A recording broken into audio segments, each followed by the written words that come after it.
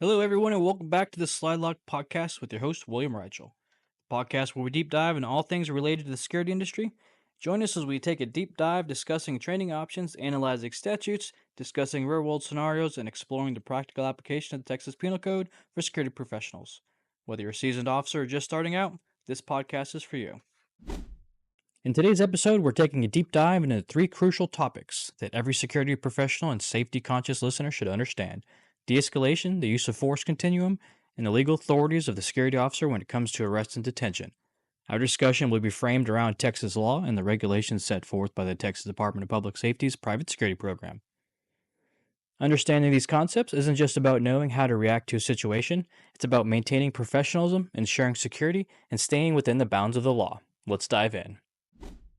De-escalation refers to a set of verbal and nonverbal techniques used to prevent a situation from becoming more violent or confrontational. It's about using communication skills to reduce tension and ensure that a potential conflict doesn't escalate to a physical altercation. For security officers, de-escalation is a critical tool and is often viewed as the first line of defense, and I personally believe it is to be one of the most important. Whether it's talking someone down, maintaining a non-threatening posture, or actively listening to a person's concerns, de-escalation focuses on resolving a situation without the need to employ physical violence. The best tool an officer has is his presence. However, it is important to recognize that de-escalation isn't always successful. When situations do escalate, security officers must understand their use of force options. All right, understanding the use of force. The use of force continuum is a guideline that defines the levels of force that a security officer or law enforcement official may use based on the behavior of an individual or the severity of the threat posed. The idea is to match the officer's response to the subject's actions, de-escalating or escalating appropriately. The big question and concern for us was the amount of force used justified in apprehending the suspect based on their behavior.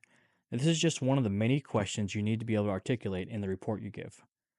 In Texas, the use of force continuum for security officers is regulated by the Texas Private Security Rules and Statutes and the Occupational Administration Codes and other rules set forth by the Texas Department of Public Safety. The continuum generally starts with the lowest level of force, like the presence of an officer or verbal commands, and progresses throughout various stages. These stages include officer presence. Simply being on the scene can deter criminal behavior and establish authority.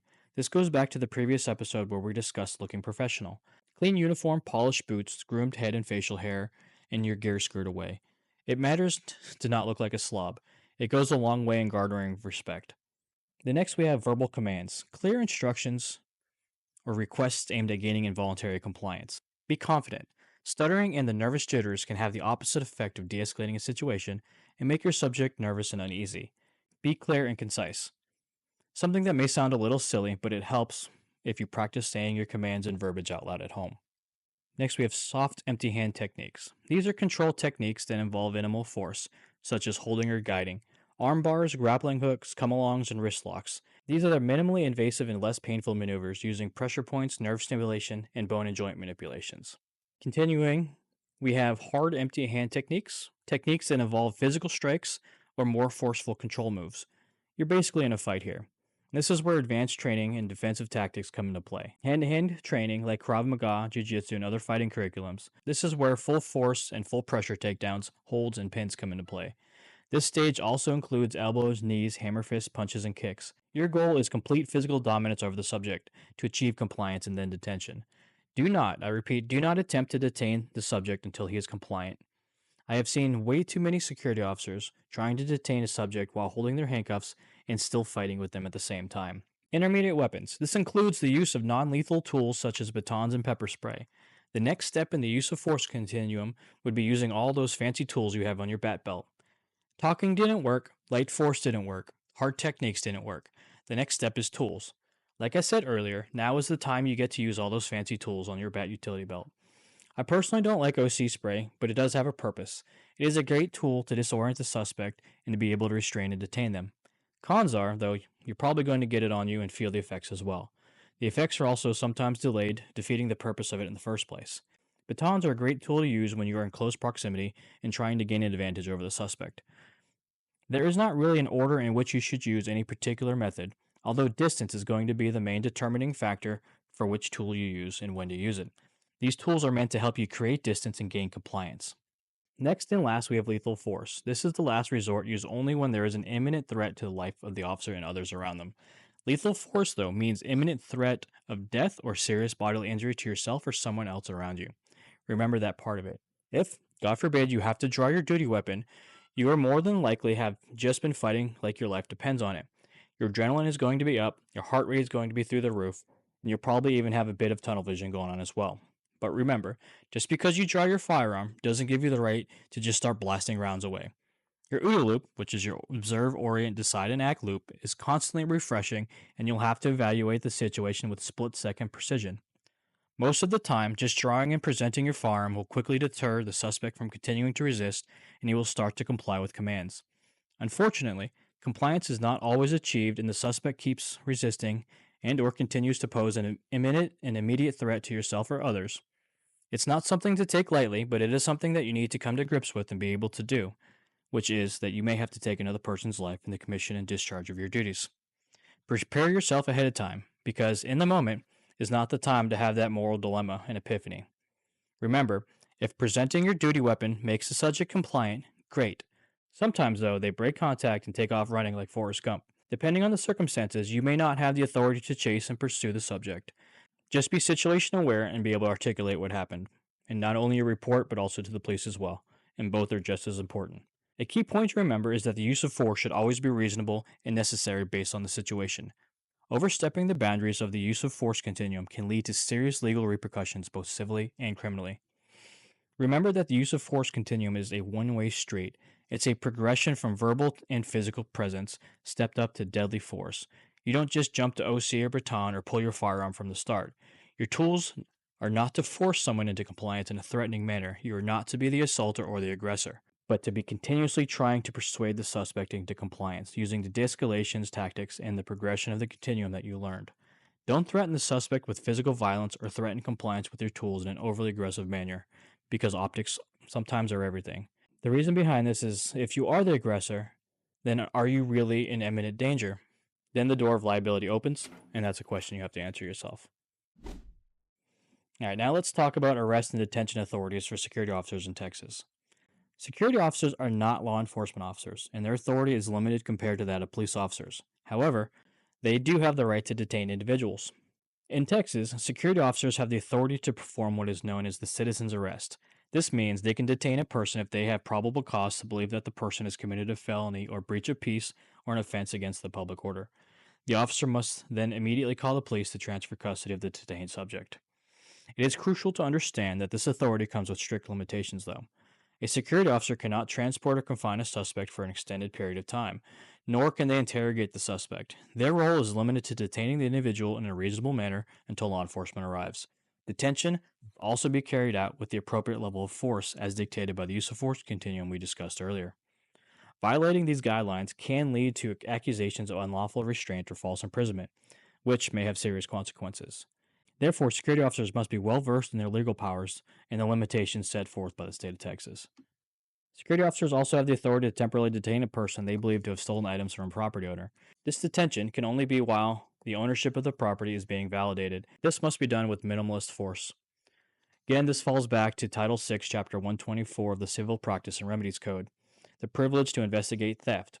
This section states a person who reasonably believes that another person has stolen or is attempting to steal property is privileged to detain that person in a reasonable manner for a reasonable amount of time to investigate ownership of the property. The law states that a person can act on this privilege to conduct a limited investigation to determine if stolen property is on the person or if they have committed a theft in the first place. This privilege aims to give businesses a way to protect their property and maintain order without having to rely solely on law enforcement. All right, let's dive deeper into the use of force continuum and its practical applications. Imagine a scenario where a security officer encounters an individual who is verbally aggressive but not physically threatening. The officer's presence and verbal commands are the first tools they should use. If the individual escalates and begins to physically threaten the officer, moving up to soft empty techniques like guiding the individual away may be appropriate. If the subject continues to resist and becomes violent, empty-handed techniques like takedowns may become necessary. Should the subject then threaten serious bodily harm or display a weapon, the officer may need to escalate to intermediate weapons like a baton. However, lethal force is only justified when the officer or another person faces imminent, life-threatening danger or serious bodily injury. In each step, the security officer must ask themselves, is this level of force reasonable and necessary given the circumstances? Answering that question correctly in real time is what separates a responsible and professional officer from one who may face disciplinary actions or legal trouble. All right, here are some practical tips for security officers. For security professionals, it is important to know the law. Be familiar with the Texas private rules, regulations, and statutes. Understand the use of force continuum. 1. Know the law. Be familiar with the Texas private security rules, regulations, and statutes. 2. Understand the use of force continuum. Always applies the least amount of force necessary, building up, not down. 3. Document incidents. Keep thorough, accurate records of any use of force or detention. Attention to detail. You may need to recount this event in detail in front of a court. Don't embellish, just write clearly and concisely what happened, the who, what, when, why, and where. 4. Participate in continuous training. Regular training in de-escalation techniques and the use of force continuum is essential. Don't be afraid to get physical. Take defensive tactics and hand-to-hand classes. Force-on-force training and simulation scenarios are valuable as well. 5. Maintain professionalism at all times. Stay calm and collected even in stressful situations. Be an ambassador of customer service and always maintain your professionalism. Someone is always watching. Following these guidelines will help ensure that officers perform their duties within the legal and ethical boundaries set forth by the state of Texas. Alright guys, here's an FAQ. Let's test your knowledge and see if you've been listening to anything I've been saying. Question. What is the primary goal of de-escalation? Give you a second to type or think about your response. Alright, the answer. The primary goal of de-escalation is to reduce the intensity of a conflict or potentially dangerous situations using communication techniques, avoiding the need for physical intervention whenever possible. Next question. When is lethal force justified for security officer? Give you a second. Answer. Lethal force is justified only when the officer or another person is in immediate danger of serious bodily injury or death, and all of the other options have been exhausted or deemed insufficient and have not worked. All right, question. Can security officers arrest individuals? Answer. Security officers can perform a citizen's arrest if they witness and observe a felony, breach of the peace, or public order offense. They must immediately involve law enforcement and cannot transport or interrogate the subject. Texas Code of Criminal Procedures, Title 1, Chapter 14, Article 14.1. All right, next question. How often should security officers undergo training on the use of force continuum? Give you a second to answer. It's recommended that security officers undergo regular training sessions at least annually, though some companies and jurisdictions may require more frequent updates.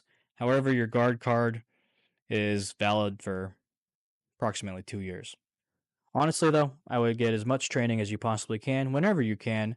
There is a significant amount of free training options out there. YouTube, for the most part, is free, but really the limitations are what you put on yourself. Honestly, do it whenever you can. Well, everybody, that's it for today's deep dive on the SlideLock Podcast. Hope you found this information valuable, and remember, it's your career, take charge of it, and strive for excellence. Join us every other Thursday evening for more insights into the security industry, where we'll break down training options, interpret legal jargon, and discuss real-world scenarios. I'm your host, William Reitchel. Thank you for tuning in to the SlideLock Podcast. You can listen in wherever you find your favorite podcasts. Don't forget to like, follow, and share. Message us with any questions, comments, or topics you'd like for us to cover and explore. Remember, stay safe, stay informed, and stay ahead. Catch you next time.